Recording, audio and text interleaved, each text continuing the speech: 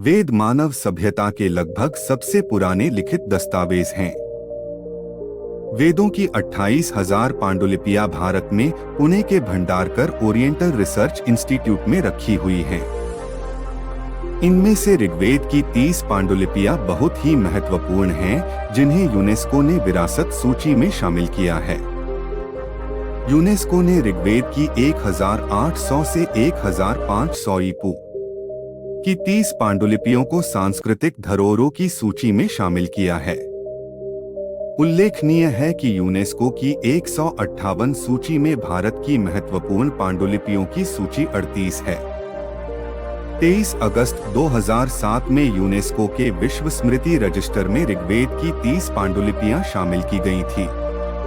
आओ जानते हैं ऋग्वेद के 25 आश्चर्यजनक तथ्य। 1. दुनिया का पहला धर्म और विज्ञान का ग्रंथ ऋग्वेद है। इसे दुनिया की प्रथम पुस्तक होने का गौरव प्राप्त है। 2. ऋग्वेद का ज्ञान हजारों वर्ष पुराना है, जिसे वाचिक परंपरा के माध्यम से संरक्षित रखा गया। हालांकि संस्कृत पांडुलिपियां बनाने की शुरुआत हुई तब ऋग्वेद को लिपिबद्ध किया गया। इसीलिए यह नहीं समझना चाहिए कि वैदिक काल 1500 ईपू विद्यमान था। 3. ऋग्वेद के ही ज्ञान को विषयबद्ध किए जाने के चलते यजुर्वेद, सामवेद और बाद में अथर्ववेद लिखा गया। जो कुछ भी इन तीनों में है वह सभी ऋग्वेद में मिलेगा। 4. वेद के 3 भाग राम के काल में पुरुरवा ऋषि ने किए थे, जिसे वेदत्रयी कहे गए हैं। फिर अंत में अथर्ववेद को लिखा अथर्वा ऋषि ने। महाभारत काल में ऋषि वेदव्यास जी ने इस ज्ञान को पुनः क्रमबद्ध करके अपने शिष्यों को सुनाया। 5. वेद परमेश्वर के मुख से निकला हुआ परावाक है। वह अनादि एवं नित्य कहा गया है। वह अपौरुषेय ही है। इस सर्वप्रथज्ञ ब्रह्मा ने सुना, फिर अग्नि, वायु, आदित्य और तु अर्थात अंगिरा से ऋग, यजुः, साम और अथर्व वेद का ग्रहण किया। 6. ऋग्वेद से ही अन्य वेदों का जन्म हुआ और सभी वेदों से उपनिषदों की रचना हुई। उपनिषद 1008 थे, जिसमें से अब केवल 108 पाए जाते हैं। 7. वेद और उपनिषदों के आधार पर ही गीता का ज्ञान प्रकट हुआ। गीता सभी वेद और उपनिषदों का सार या कहें कि निचोड़ है। 8. ऋक् अर्थात स्थिति और ज्ञान। ऋग्वेद सबसे पहला वेद है जो पद्यात्मक है। इसके 10 मंडल अध्याय में 1028 सूक्त है, जिसमें 11,000 मंत्र हैं। इस वेद की 5 शाखाएं हैं: शाकल्प, वास्कल, अश्वलायन, शांखायन, मंडुकायन। 9. ऋग्वेद में तात्कालीन काल की भौगोलिक स्थिति और देवताओं के आवाहन के मंत्रों के साथ बहुत कुछ है।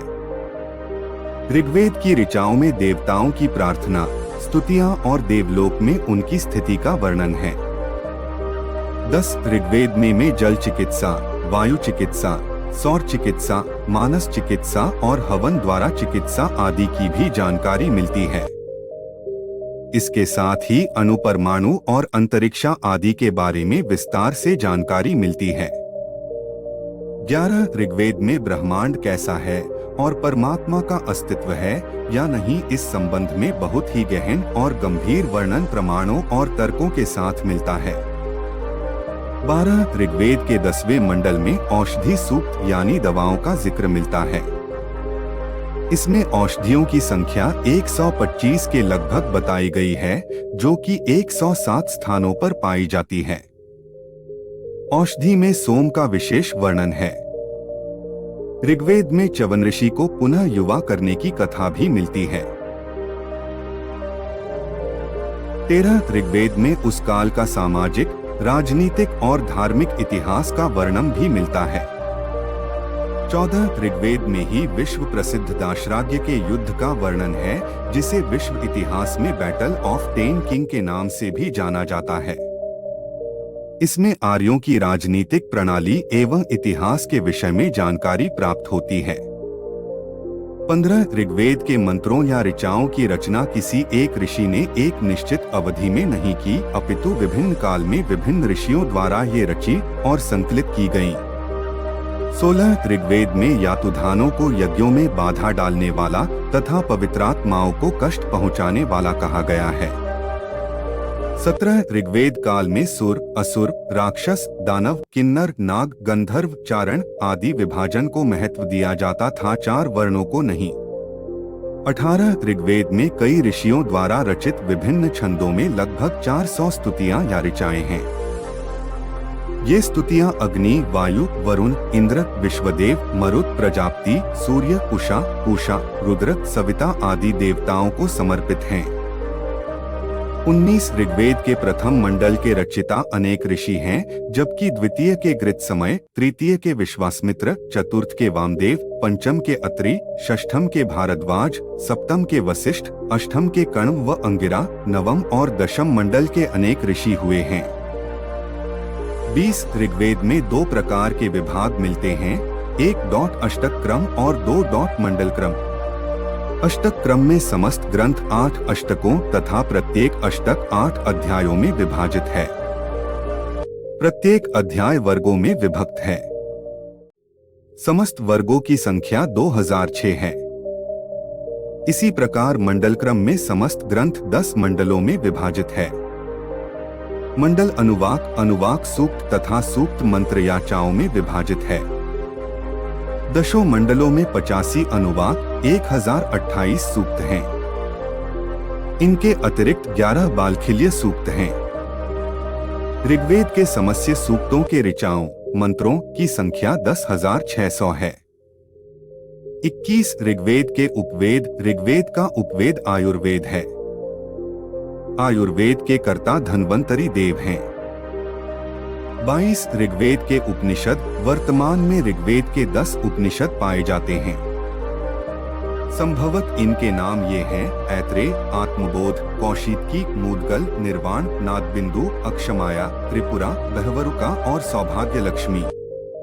23 ऋग्वेद के ब्राह्मण ग्रंथ। ब्राह्मण ग्रंथों की संख्या 13 है, जिसमें ऋग्वेद के 2 ब्राह्मण ग्रंथ हैं। 1 ऐत्रेय ब्राह्मण, शैशिरीय शाकल शाखा, और 2 कौशिकी या शांखायन ब्राह्मण, बाष्कल शाखा। वेद के मंत्र विभाग को संहिता भी कहते हैं।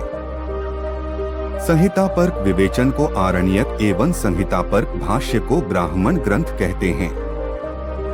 24 आरण्यक ग्रंथ ऐत्रेय और सांख्य।